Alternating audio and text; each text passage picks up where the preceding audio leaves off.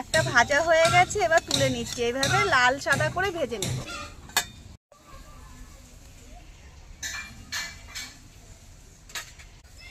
নমস্কার, কেমন আছেন সবাই? লক্ষ্মী রান্নাঘরে আপনাদের সবাইকে স্বাগত জানাই। দেখো বন্ধুরা, আমি আজকে আবার একটা নতুন রান্নার রেসিপি নিয়ে আপনাদের সামনে চলে এসেছি। আজকে একটা টিফিন নাস্তা রেসিপি বানাবো। আমি এখানে এক বাটি সুজি নিয়ে নিয়েছি, আর এই এক বাটি সুজি দিয়ে টিফিন নাস্তা রেসিপি করব। এটাকে মিষ্টি মালপোয়াও বলতে পারেন। সকালে বা সন্ধ্যাবেলার জলখাবারে এই টিফিন নাস্তাটা যদি তৈরি করে দিতে পারেন, ছোট থেকে বড় সবাই খুব পছন্দ করে খাবে, আর বারবার এটা তৈরি করেও দিতে বলবে। এতে এত খেতে টেস্টি। এই সুজি দিয়ে টিফিন নাস্তা রেসিপি আমি কিভাবে তৈরি করব, প্রথম থেকে শেষ পর্যন্ত পুরো ভিডিওটা দেখতে থাকুন। আশা করছি এই ভিডিওটা আপনাদের ভালো লাগবে। আর যদি ভালো লাগে ভিডিওতে একটি লাইক দিয়ে চ্যানেলটিকে সাবস্ক্রাইব করে আমার সাথে থাকবে। এই নাস্তা রেসিপির জন্য যে উপকরণগুলো নিয়েছি, আমি নিয়েছি এক বাটি সুজি, নিয়েছি এক বাটি ময়দা, নিয়েছি লবণ, আর এখানে আমি এক বাটি চিনি নিয়েছি। মিষ্টিটা আপনাদের পছন্দ মতো করে দেবেন।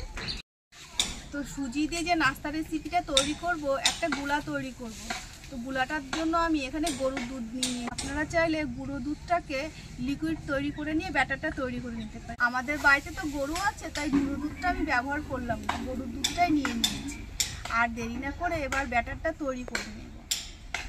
পাশের বাড়িতে তো ঘর ঠিক করছে, তাই ঠুকঠাক আওয়াজ হচ্ছে।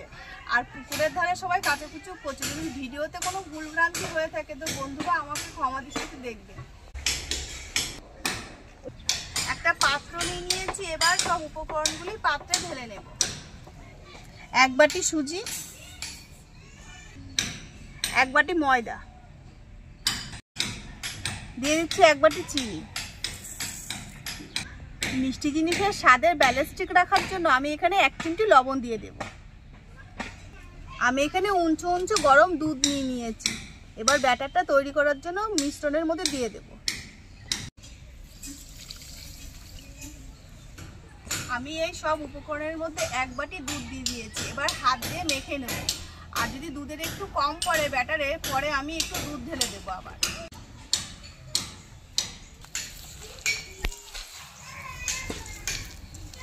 প্রথমে এক বাটি দুধ দিয়ে মিশ্রণটা মেখে নিয়েছি।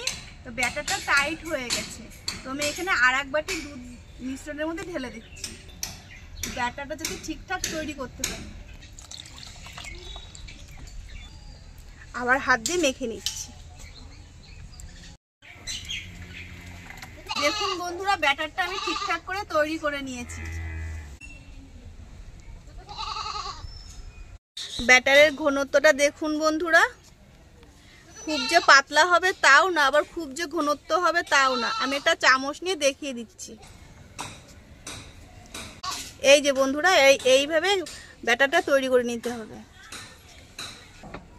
ব্যাটারটা তো রেডি হয়ে গেছে বন্ধুরা। আর দেরি না করে এবার উনুনটা ধরিয়ে নেব। উনুন ধরে গেছে, এবার কড়াইটা উনুনে বসিয়ে দেব, দিয়ে তেল দিয়ে দেব। কড়াইয়ের তেল গরম হয়ে গেছে। আমি এখানে ছোট্ট একটা হাতা নিয়ে নিয়েছি, এর থেকে বড় হাতাও আছে, আপনারা ছোট বড় করে তেলে ভেজে নেবেন। আর আঁচটা একটু কম জাল দিতে দিতে এই পোয়া পিঠেগুলো তৈরি করে নেবেন। এবার হাতা কেটে কেটে তেলে ভেজে নেব।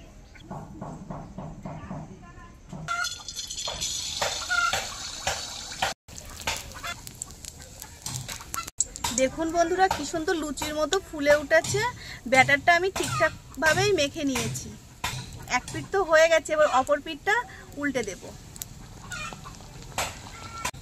একটা ভাজা হয়ে গেছে, এবার তুলে নিচ্ছি। এইভাবে লাল সাদা করে ভেজে নেব।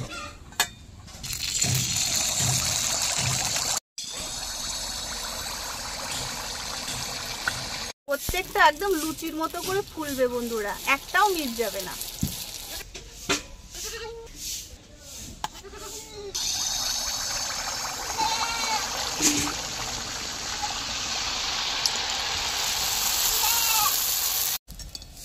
প্রত্যেকটা এরকম লুচির মতো ফুলবে।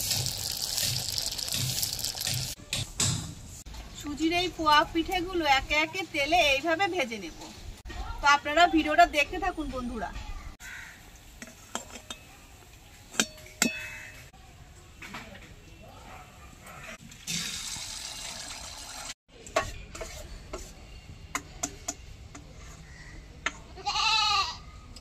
একে সব এই সুজির পোয়া পিঠেগুলো আমি ভেজে নিয়েছি, আর 2 হাতা মতো হবে, তেলে ভেজে নিচ্ছি।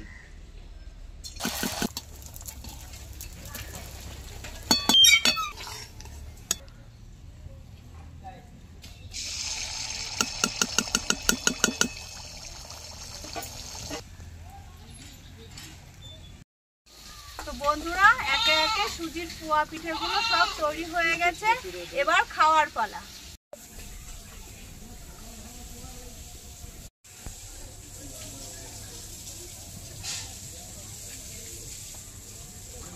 পিঠাগুলো কি সুন্দর তৈরি হয়েছে, তাই না বন্ধুরা? এই যে দেখুন বন্ধুরা, ঠাকুমা চলে এসেছে। তো ঠাকুমা আগে সুজির মালপোয়া পিঠেগুলো খেয়ে দেখবে খেতে কেমন টেস্ট হয়েছে। আর বাচ্চারা তো পড়তে গেছে, আস্তে আস্তে সন্ধে হয়ে যাবে, ওরা সন্ধ্যের পরে বাড়িতে এসেই খাবে। আপনারা সব ভালো আছেন তো? আমি আজকে পিঠে খেতে চলে এসেছি।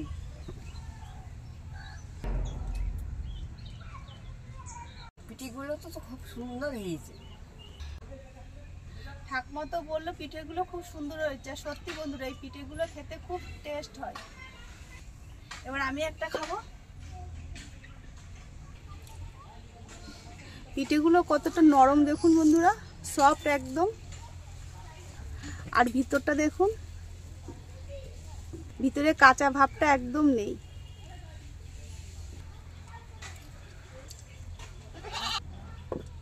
ঠাম্মা নাও, খাও খাও ঠাম্মা, ধরো ধরো ধরো।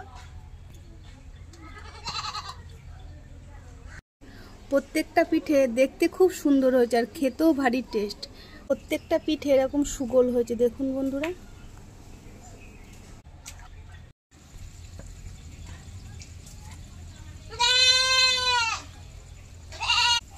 বন্ধুরা, সুজির এই মালপোয়াগুলি কেমন তৈরি হয়েছে অবশ্যই কমেন্টে জানাবেন। আর আপনারা চাইলে খুব সহজেই বাড়িতে এভাবে তৈরি করে নিতে পারেন। আর আজকের মতো ভিডিওটা এখান থেকে শেষ করছি। আবার একটা নতুন রান্নার রেসিপি নিয়ে আপনাদের সামনে চলে আসবো। আর এতক্ষণ আমার সঙ্গে থাকার জন্য আপনাদেরকে অসংখ্য ধন্যবাদ।